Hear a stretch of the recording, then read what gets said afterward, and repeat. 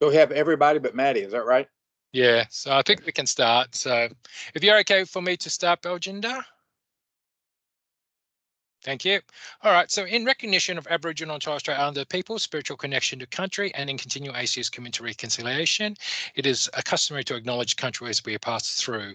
Today, we acknowledge and pay our respects to the First Peoples, the traditional custodians of the lands and waterways. We thank them for the continued custodianship. We acknowledge and celebrate the continuation of a living culture has a unique role in this region and on all campuses of ACU. We also acknowledge elders past and present and thank them for their wisdom and guidance as we walk in their footsteps.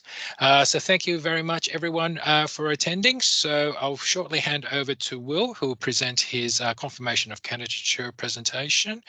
So just acknowledging his HDR supervisory team, consisting of Associate Professor Baljinder Sadra as Principal Supervisor and co-supervisors Professor Joseph Sirocci, Dr. Maddie Fraser, and also Luke Downey as an external associate supervisor. Also like to thank the HDR Milestone panel for today, which is being chaired by Professor John Marshall Reef, and also our expert panelists are Associate Professor Keon Yap and Associate Professor Jessica Gao. So without any further ado, I'd like to hand over to Will. Presentation's yours. Can I ask everyone to mute as well? Thank you. Right. Thanks, Ricky. Welcome, everyone, and thank you for joining me as I stutter and splutter through my COC today, titled What Works for Who? An Individualized Approach to Identifying Determinants of Well-being in Adolescence. So first, I want to paint a bit of a picture around sort of adolescent mental health. So around the world, about 1 in 3 adolescents will experience some sort of mental health issue, which means out of these 3 lovely adolescents, this young lady is very likely to experience a mental health issue. In fact, since COVID-19, the rates of adolescent mental health have almost doubled, which means, unfortunately, this young gentleman here is probably also going to experience a mental health issue. So in Australia alone, it costs over $200 million per year through Medicare, private health insurance, and out-of-pocket expenses for the treatment and diagnosis of mental health issues in adolescents, which is a significantly large amount of money. And although, these 2 adolescents aren't exactly dead or dying, which now makes me regret putting a bit of a red X over their face, we do know that early onset of mental health issues in adolescence has far-reaching sort of consequences both into adulthood, but also just on their quality of life during adolescence. So in terms of the treatment for adolescent mental health, psychological intervention is typically the first line of treatment recommended even by medical professionals. However, and a big however, what research has shown is that over the last few decades, the effectiveness of psychological interventions for adolescents isn't actually improving, which is a bit worrying. And in fact, a meta-analysis found that over 60% of adolescents don't actually respond to therapy, which is, in my opinion, a pretty crazy number, because that means more than half of adolescents who go into therapy may not respond to it. So the trajectory, I guess, of psychological interventions for adolescents at the moment isn't looking so great, and that's where we're heading. Stagnation. So more recently, a potential pathway that sort of has gained a bit of, popularity in terms of a pathway to improve treatment outcomes is personalization. And the idea behind that is, well, that people are different, right? We're all individuals. We're all different in different ways. And that the idea that, different models of therapy, different strategies, different components will have different effects on different individuals based on their sort of specific contexts. And this has sort of been supported through a lot of studies looking at heterogeneity in different processes and how these influence outcomes in sort of adults. And a lot of this research has been done by, well, many people who are watching this presentation today. But just to list some, and this is, not an exhaustive list, there are many, many processes that have been shown to have heterogeneity between individuals, but some just include psychological flexibility, things like social support, compassion, valued action, and present moment awareness. So in adults, a recent systematic review and meta-analysis found that personalized interventions led to superior outcomes compared to standardized interventions with an effect size of 0.22, whilst I guess if this is considered a small effect size based on Cohen's effect sizes, what it means is actually an extra 1 in 8 clients would benefit from personalized interventions. And if we consider sort of how many people access mental health care and how many people potentially will need to or will access mental health care in the future and around the world, that's a pretty big number of people around the world that could potentially benefit from personalization of interventions.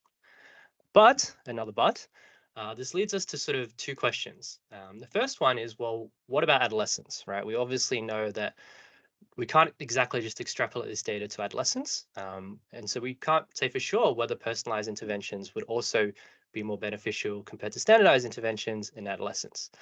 But more importantly, it leads to another question that I think is a bit more important, and that is, well, even if we do know personalization potentially could lead to better treatment outcomes, how do we actually personalize interventions for individuals? So in the systematic review by Nye et al., looking at adults, there wasn't a universal or standardized way of achieving this sort of personalization. There was a lot of variation, a lot of different ways of doing this.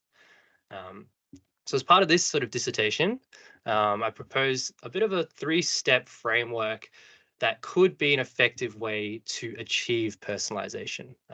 So the first step is we need to assess. We need comprehensive assessment of different processes and outcomes for individuals, which then leads us into step 2, which is analyzing. So we need to be able to analyze this data and be able to link different processes to each other and to different outcomes. And this has to be done at the sort of individual level, because remember, we're looking at personalization and heterogeneity.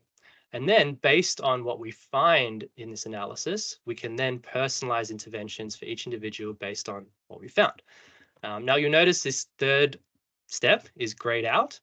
And that is because I want to make it very clear at this point that as part of this PhD, I won't actually be sort of personalizing any interventions. And I don't want to get people's expectations up, where I'm going to be focusing more on step 1 and 2, because before we're able to personalize, we first need to be able to effectively assess and analyze this sort of individual data. And to reiterate that, I've got a big red circle circling the first 2 parts. So before we move on to sort of the aims and things like that of this PhD, I want to sort of touch on processes of change, something that I've mentioned a few times throughout this presentation already. And I think for many people here, that you obviously know what processes of change are, but for those who might not be as aware or need a bit of a refresher, so processes of change, they're basically biopsychosocial mechanisms that are functionally important pathways linked with clinical outcomes and treatment goals. And by focusing on these processes and these mechanisms of change, we can shift away from this sort of syndromal approach, which has dominated sort of clinical psychology at the moment, where it's just focused on reducing symptoms. We can look at, well, what are the actual sort of processes or mechanisms behind this change for different individuals? Which then leads us to the question, well, there could be potentially a huge number of these processes and these things that can sort of mediate or mechanize change. And that's true. Another study, but done by a few people again at this presentation, looked at about 55,000 different studies and found 72 different processes of change. Because it's such a large number, it's important that we have a bit of a framework or a model to understand these processes and to help us clarify, I guess, which processes can be targeted and changed using which strategies. Which leads us to this extended evolutionary meta model. Excuse me, my throat's a bit dry. So according to this model, positive change can be understood using the key principles of evolution. That is variation, selection, retention, and context. So similarly to sort of biological evolution, we need variation for there to be change. That variation needs to be selected for, and then it needs to be retained as well. And this all happens within an organism's sort of specific context, whether that's cultural or environmental or other things. And what this E model suggests is that these 4 features of evolution can be applied to sort of current and existing and potentially future processes of change by organizing them into sort of overall models by considering a broad range of 6 psychological dimensions, which is self, cognition, affect or emotion, attention, motivation, and overt behavior. And on top of that, it also acknowledges the importance of sort of additional dimensions which occur at the biophysiological level and the social cultural level. And again, this model gives us just a coherent way of examining and looking at the wide range and the huge number of processes of change that sort of exist. And it can help specify how these different features, variation, selection, retention, sort of are reflected in these processes. So that, sorry. So then moving on to sort of, I guess, more so the aims of this PhD. Like we said, we're focusing less on, or not focusing at all on the actual personalization. We're focusing on more how can we achieve that, the first two steps, which is to determine the most effective way that we can reliably identify idiographic links between processes of change and outcomes in adolescence. And to do that, we're going to not obviously, but we're going to focus on 3 studies as part of this dissertation. So the first study is a systematic review and meta-analysis with the aim of looking and examining the efficacy of personalized interventions versus standardized interventions, but in adolescence, and also examining, I guess, the current and past methods of personalization that are used in the literature. And this will give us a sort of a bit of a lay of the land on what personalization looks like, particularly in adolescence at the moment. We hypothesize that similarly to the adults, personalized interventions will lead to superior outcomes compared to standardized, and that there will be significant variation in the way and methods of personalization at the moment. Study 2 will be a simulation study, and this will aim to examine the performance of different statistical techniques and machine learning algorithms at analyzing individual level data. So remember, the step 2 is about analyzing and linking different processes with each other and outcomes at the individual level. And this simulation study will hopefully help us find, well, not necessarily find, but sort of examine the performance of different methods at doing this. And we hypothesize, this is still a bit of a general hypothesis, but as I get closer to working on this, I hopefully will narrow this down a bit. But we hypothesize that obviously there are going to be certain statistical techniques and algorithms that are going to emerge that outperform others at doing this thing, which is analyzing individual level data. And finally, the third study is going to be an empirical study with the aim of conducting comprehensive assessment of different processes and outcomes in adolescence, and then examining these individual networks using the methodology that we've examined and hopefully sort of selected as being very effective in study 2. And we hypothesize that, well, there's going to be significant heterogeneity in the different sort of links between outcomes, processes and outcomes in the adolescents. So to go into a bit more detail for each of the studies. So the first study, the systematic review and meta-analysis, we've pre-registered this on OSF. And we focused on studies or RCTs that compared personalized and standardized interventions in adolescents. We've scanned quite a few different databases in terms of the search strategy, and we focused on 4 keywords, 4 categories of keywords, which is personalized, intervention, adolescent, and RCT. So the title and abstract screening were done by 2 reviewers, and so was the full text screening. So from the original 1,514 studies that we screened, there were 13 that were included.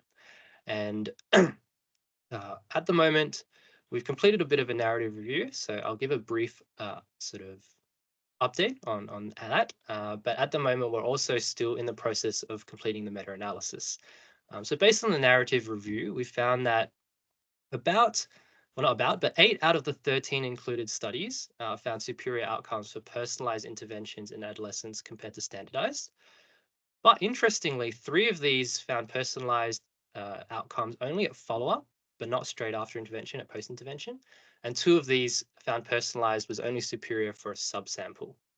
4 of the studies found no difference, and 1 didn't have enough data to actually compare the 2 groups. What we also found was when we examined, in terms of narrative review of methods of personalization, that there isn't any clear method. Different studies use different methods to sort of how they would personalize, but also how they would achieve that personalization. And based on sort of this narrative review and the information we have from this review is that there is still significant heterogeneity and variation in sort of personalization. But what we can also see is that there are researchers who are trying to use sort of data-driven methods to arrive at decisions around personalization. But at the moment, everyone seems to be using different methods. And this is actually supported by an article that I only came across yesterday because it's quite new. But a study actually gave an individual's data to 12 different sort of research labs and asked them to analyze and give recommendations based on this data. And it was the same person's data to 12 labs. And what they found was that different labs use different analysis, different types of statistics, different rationales for selecting targets. And interestingly, all 12 labs gave different recommendations. So we can see that, yeah, there's a crazy amount of variation at the moment, but it's sort of also highly subjective and conditional, but we also know that there's obviously lots of different methods. And so I think it's therefore important that we're able to compare these different methods that are being used at the moment to see how they actually perform, and how well they actually sort of are able to analyze this individual data, which leads us well into study 2, which is simulation, which is sort of exactly what we're aiming to do here. I won't go through the aims and hypothesis again because I've already done that. But like we said, there are a lot of statistics available at the moment that are promising and potentially could be really useful in analyzing this individual level data. But because it's quite a new area of research, we can't be sure that these sort of techniques and algorithms are actually performing as well as they say they're doing. And so therefore, it's important, like we said, to sort of compare them and see how they perform with a simulated data set. So by simulating a data set, we can understand the behavior of these statistical methods under specific conditions because we know what the true sort of model is. And to do that, yes, we'll create simulated data sets with varying components, time points, number of people, variables, and then we will apply these promising statistical techniques and machine learning algorithms, things such as iAramax, Baruda, Gimme, and sort of use this step-by-step process where we specify a true model so that we know the relationships between certain processes and outcomes for individuals, then generate data sets based on this model, and then perform the analysis or use these techniques and algorithms on these data sets several times so that we get a bit of a distribution, and then analyze the distributions of evaluation metrics so we can see how well that actually fit the two models. You know, how close to the true model are these sort of techniques actually getting to? And hopefully this can help us understand, well, how different techniques perform in different contexts and with different data sets, and sort of give us an idea on, well, which ones are good at doing what. Which then leads us into study 3, an empirical study, the aims and hypothesis there again. And the main aim is, again, to do a comprehensive assessment in adolescents, looking at the different processes and outcomes. And to do this, we aim to sort of recruit about 40 adolescents aged between 12 to 19 from Headspace centres in New South Wales. And so I've previously worked for several years at Headspace, so I have professional contacts there who have kindly agreed, preliminarily already agreed, to allow me to sort of collect data and recruit participants from several Headspace centres around New South Wales. And the aim is to use experience sampling methodology over a 3-week period using an app, and hopefully collecting about 105 time points per adolescent, which I've been told is sort of optimistic thinking, but we'll be optimistic at this point. And so the processes that we are going to sort of examine and target is the PBAT, which is the process-based assessment tool, non-attachment, compassion, both self and other, and psychological flexibility. And these sort of different processes broadly and generally cover the different dimensions and the different levels of this E model that we discussed previously. So after collecting this data, we'll analyze it using the sort of statistical techniques or algorithms that we've determined is most effective from study 2, the simulation study. And then we will create individual networks of processes and outcomes for different individuals. And this is where I guess we're still in a bit of a planning stage. So I would welcome the feedback and advice from the panel in terms of how we can strengthen this study. But potentially we could give this data to clinicians and see how they respond to this. And how they could potentially use this. Remember, again, my aim is not to personalize as part of this dissertation, but it would still be interesting to see how clinicians respond to this data. Another potential idea is actually examining, well, based on these networks and these analysis, we can sort of potentially give not necessarily recommendations, but we know what works for certain adolescents. And then we might be able to compare that with the sort of intervention that they're receiving at the moment and see if there's any sort of harmony in terms of like, well, is this intervention actually focusing on or working with what's working for these adolescents, or is it sort of not working so much? But this will also be the first, from my understanding, the first sort of study looking at heterogeneity and exploring sort of individual level data in a group of adolescents as well, because all the past research on this, which isn't a huge amount just yet, because it's quite a relatively new area, has been focused on adults. So potential implications is that, well, if we do find as part of the review or meta-analysis that standardized personalized interventions are superior to personalized interventions are superior to standardized interventions, then it does provide support that this could be a really strong candidate as a potential pathway for improving these sort of stagnating adolescent treatment outcomes. The second study, based on the findings, it could provide quite sort of strong guidance for clinicians and researchers in terms of selection of different statistical techniques and machine learning algorithms when they do sort of analyze individual level data in specific contexts. And then in terms of the third study, like I mentioned, it would be the first study looking at sort of analyzing individual level data in adolescents. But also it can give us potentially a bit of an insight into, well, how will clinicians actually respond to this sort of individualized data and what might they do with it if we don't give them any, too strong a guidance. And this is just a brief timeline on sort of how things are going. So I think we're about, I don't know if you can see my mouse, but probably around here. So we're in the process of the systematic review meta-analysis, and hopefully once that gets completed, we'll submit it for publishing and get started soon on the simulation study and looking at creating some simulated data sets. And thank you. Wonderful. Thanks very much, Will. Fantastic presentation. For the Q&A part, can I hand it over to Professor Reeve to lead this section? Thank you. Yeah, thanks. Let's see how we're doing. Okay, 24 minutes in, we're good. How about if I'll open it up for questions, but I think we should start with both Jesse and Kyon ask their questions.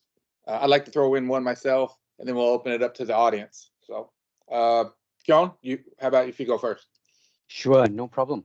Thanks so much, Will, for an excellent presentation. It's very engaging, but more importantly, systematically following, helping us understand your program of research. I was really impressed with how you put forward the rationale for this program and this research program, and I'm convinced that the fact is that we do need to do better in working with adolescents. So that's really good to see. And it's one of, as I look through a PhD COC, one of my biggest concerns often in the COC is can the student actually do this in 3 years? I'm looking at this and I'm seeing it as a realistic project so far. At least that's my opinion from where I'm sitting. I have a few questions. First of all, in the systematic review, did you include one of the most standardized interventions would be online interventions? Did you include online interventions in your systematic review? Because sometimes what online interventions do is that we'll personalize it by having a therapist, contact with a therapist together with the so you often have these two groups or studies where you have an online standardized versus personalized online, where there is a therapist that guides them through the online.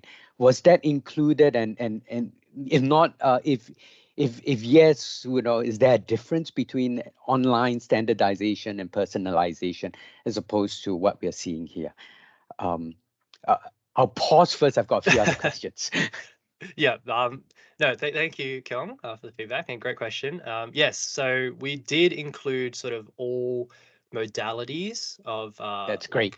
In terms of therapies, in terms of whether it's online, whether it's telehealth, whether it's sort of in person. In terms of, I guess, those type of therapies that you were talking about, where it's a guidance through, I mean, from the sounds of it, I would sort of consider, first of all, if that is truly sort of personalization, because it's more sort of, you're just having someone hold your hand going through it. Is it really targeting sort of this individual's, you know, like aspects that make this individual an individual? Or is it just that, you know, having an extra like holding hand going through a sort of standardized like sort of treatment plan? Yeah, But no, we have included online. Yes, that's great. I guess it's the definition of personalization that you're getting through in your whole thesis as well. Is that holding hand is a personal approach, but maybe not a personalized approach. Okay. Now, in your simulation and in the empirical study, I'm looking at your processes that you're measuring. Are you also measuring outcomes? Yes. Sorry, I forgot to mention that. Actually, that's a very good point. Yes, we will be measuring outcomes. So far, I guess preliminarily, also the processes are sort of preliminary processes as well. So one thing is that potentially that could be like a lot of sort of items for adolescents to answer. So we will winnow that list down. The aim is to do that. And outcomes, yes, we will measure things like life satisfaction, potentially anxiety, and things like that. Yes. And finally, I've got an idea, but it might be a bit too big, or maybe it's not, about the last kind of, you know, what do we do with that system? Why not get feedback from the 40 adolescents? You know, if you've got this standardized kind of, or not standardized, but personalized thing, who better to judge whether or not it would work than the people you've gathered the data from? Yeah, that's actually a very good point. Yeah. It could be interesting, I think, to see as well if adolescents actually agree with what the sort of analysis comes up with. Because from my work with adolescents, I know some of them are not so introspective that they can sort of realize, oh yeah, this is actually good for me, this is not good for me. So that's, yeah, a very good idea actually, to sort of get their opinions and thoughts on it. Yeah, thanks, Gil. That's all I have to ask. Well done, Will. I'm looking forward to seeing how, you know, as your PhD unfolds. So good work. Thank you. Thank you very much, Professor Yao. How about Jesse Yao? Well done, William. Very impressive and like ambitious CLC. I really enjoy your presentation and reading your documents. I got two questions. I want to ask. Like the first one, just curious about the design of your simulated data. So like, particularly like, I'm interested in how do you simulate the links between the process and outcome, particularly like in the design. If I understand correctly, it's like you got sort of like within person and between person, and then you got sort of like within subgroup and between group. So I'm just curious, how do you simulate those links between process and outcomes? Yeah, great question. So to be completely honest, this is something that I'm still not 100% clear on, and it is something I'm obviously going to work with Baljinder, Joseph, and Maddie in terms of figuring this sort of stuff out. Because I will admit I'm a bit of a statistical noob, and numbers are, even though I'm Asian, numbers are a bit scary to me sometimes. But actually, recently Baljinder actually sent me this. I think it's a preprint paper looking. It basically gives a bit of a tutorial on how to do a simulation study. So we need to sort of have a proper read through that. But my basic understanding is, well, yes, we sort of are going to have to create those sort of relationships using different formulas so that we know the different links, for example, between certain adolescents and things like that. But again, yes, it's something they definitely need to look into a bit further. But from my understanding, it is within the realm of possibility if there's a tutorial out there on sort of how to do this. That's great. The second one is like for study 3, like it seems to me like 105 data points within 3 weeks. That's very intensive. Yes. Basically, you need to collect like more than 5 data points per day. Yep. And I think that there's no any issue with the power when you do the individual level analysis and I think you also mentioned that you're going to identify subgroup and do some group level analysis based on 40 participants. I'm not sure like there's enough power to do that, to identify the subgroups. Yeah, so I think that's what hopefully study 2 will help us sort of understand a bit more as well. Like if there are these sort of strategies, techniques, and algorithms that can help us do that. From the sort of research there is out there at the moment, it seems like 40 is a potentially a sort of a low number, but I think there have been studies that have shown potentially it could still identify these subgroups and things like that. But again, because it's only like 1 or 2 studies, we don't actually know, I guess, the performance of those techniques, which is hopefully what study 2 is going to help us understand a bit more. And yes, you're right, it is quite intensive. ESM can be like that. So we're hoping that, like I said, it's very optimistic to get 105, but I think we're hoping that around 80, 90 will be still sort of very hopefully feasible, and hopefully with the sort of incentives like gift cards and things like that, we can get some of these adolescents sort of I think to do it. it's a good idea. So like probably when you do a systematic review, you can just review like what kind of method they use. Is it? And as well. So they're going to help with your study too anyway. It's all good to me. Thank you. Anyways. Okay, if you don't mind, I'd like to throw in a question myself, and then I'll open it up to everybody, to the audience. And I like that one question. I want to get a big picture overview of the end product. First, I think it's a comprehensive program of research. It feels like that, and that's great. But I'd like to ask you a question about study 3. See if I have this right. You're going to track adolescents for multiple weeks, and they're going to tell you if they're using non-attachment and self-compassion and these processes, and you're going to pair that with life satisfaction and distress. And then you identify some people can alleviate distress with non-attachment, other people can alleviate with self-compassion or something like that. So you would give this person the person who this strategy is effective, you would give them personalized therapy and self-compassion. I think I understand that. But my question is, if they're already using this strategy, self-compassion, effectively, why would you give them therapy in what they're already doing well? Why wouldn't you go back to variation and work on what they're not doing well? If there's no psychological flexibility, no compassion for others, why wouldn't you target your therapy for what they're doing wrong?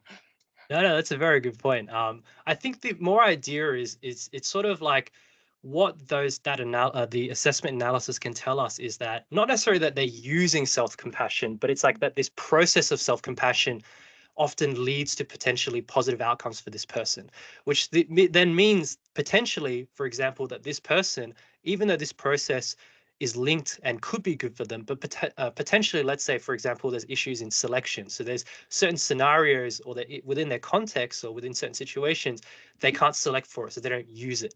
Or it could be that this, even though it's good for them, it hasn't been retained.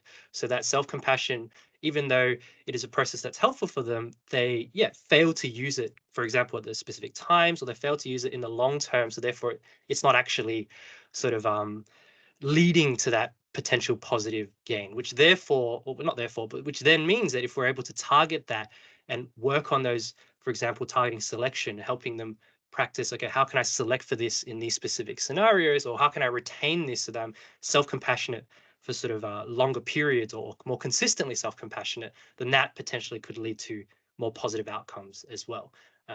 So for those, like you said, for those who are sort of already quite self-compassionate and they don't seem to have too many issues there, it could be potentially, because obviously humans, our brains are more complicated than simple, one-line linear networks. It could be potentially there are other processes that they're lacking in that could potentially lead to sort of positive outcomes as well. Or it could be the opposite. There could be processes that potentially for some people are actually beneficial and it leads to sort of more positive outcomes. For others, it actually does the opposite, potentially makes them feel worse and things like that. So that in sort of, for example, an individual's network, let's say self-compassion leads to positive outcomes and they're actually quite using that, but maybe there's a different process there that is actually sort of, how do you say, undermining that positive gain from using self-compassion, and therefore potentially, we could go work on sort of that process and targeting that process as well. Okay, thanks a lot. We're online, so it's a little awkward, but I'd like to throw it open to the audience for their questions. We have time. I think Herb had one. Professor Okay. Marsh? Oh, you're on mute, I Herb. think you're muted, Herb. The simulation study is going to be tricky because if you make it too obvious, then the different approaches that you've got are all going to work pretty well. And if you and also the sizes of the differences that you're looking at, you should try and have them realistic in relation to the what's actually out there. So that will be a tricky one. The other issue I had, tell me, what is the feedback that you're going to give clinicians? What result?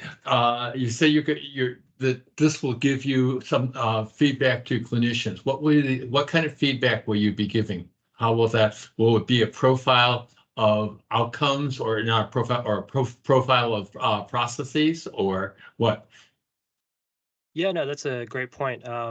It's something, like I mentioned in the presentation, we're still at the planning stage for this study, but potentially based on previous studies that have done similar things in adults, it may be more so creating like a bit of a network where there's sort of nodes and links between these nodes, and sort of giving psychoeducation potentially to clinicians to teach them and understand this sort of network, so they can see what links to what and what things might sort of impact those links, if that makes sense. Sorry, I might sound like a bit of a crazy person, pointing all these different things, but that's more so potentially the idea here, so that clinicians can get a bit of a picture on sort of like the networks in this adolescence, I guess, sort of mind in terms of Wow. the processes that link to different outcomes and how they might link to each other as well.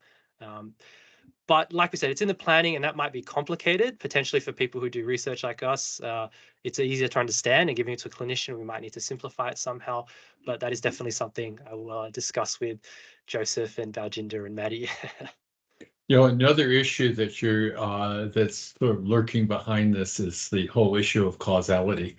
And particularly when you're saying these lead to intervention, you're making causal assumptions. And my guess is that the causal assumptions that you're making are a little shaky. I'm sure that you can make predictive assumptions, but if you're actually having interventions, you're making assumptions of causality that will take you into a murky philosophical area in terms of the whole issue of causation. Yeah, no, definitely. I think that's a very valid point. I think, like we said, I am less focusing on actually personalizing in this sort of dissertation, which is why this sort of there was still in the planning stages, that study 3, in terms of giving the feedback and things like that. But the main focus at this point is really, before we're able to personalize, we need to be able to assess and sort of accurately analyze this sort of data. At a descriptive level, you really don't have to deal with the causality issue, but in a sense, you're just passing the buck to the clinicians and saying, "Here's this descriptive information, and you have to make the causal assumptions." Yeah. That's a problem for future me, if this PhD is at the end of me, or for the future researchers in this area. Thank you, Herb. Thank you, William. All right, we'll wrap this up. Joseph, thank you. That's all right. I guess I was just going to say the kinds of feedback is very much in flux in this field, and they did a recent paper where they gave 10 different labs a time series of a client, and all 10 labs came up with completely different recommendations, totally nothing to it. So like, we're really in the Wild West stages of this. Herb, the main game in this approach is treatment utility. So it's really like, what kind of feedback improves outcomes? So it may not be like, it may be like he gives feedback like, look, self-compassion is really central to this client. When they have really good days, they experience self-compassion, but a lot of times they're not very self-compassionate. And then it will be up to the client to kind of ask about that. And it doesn't say, do this. It says, here's some, it might be just that that's the focal point. That's what you discuss, you know, and then the clinician has to then figure out what's going to be causally the best thing to do. Yep, that's what I said. So you're ducking the causal issue and handing it on to the clinician who doesn't have a clue as to what that means. No, we can't hand it to the clinician yet, but I think we have to do this step first, and then it's along with. Yep. And I'm not. I think it's a great presentation, and I thought a really interesting topic. And I'm not being critical of the topic at all. I'm just stepping back and looking at it from a big picture perspective. Thank you very much. Thanks, Herb. Thanks, everybody. All right. So thank you again, William, for your wonderful presentation. That wraps up the presentation itself. I'd like to thank everybody for attending. And can I please ask William's HDR panel and the Milestone panel to stay on for deliberations? And Baljinder, I believe you'll just talk to William later after the deliberations are done. So thanks once again, William, and thanks everyone, and have a great afternoon. Thanks, everyone. Thank you. Thanks, Ricky. All right, I'm just going to kick everyone off, and then the floor is yours. All right. Yeah, let me make sure everybody's here. I think that's everyone you need. 4 of you. All right, I'm just going to switch off transcription services. Yeah, everybody's here.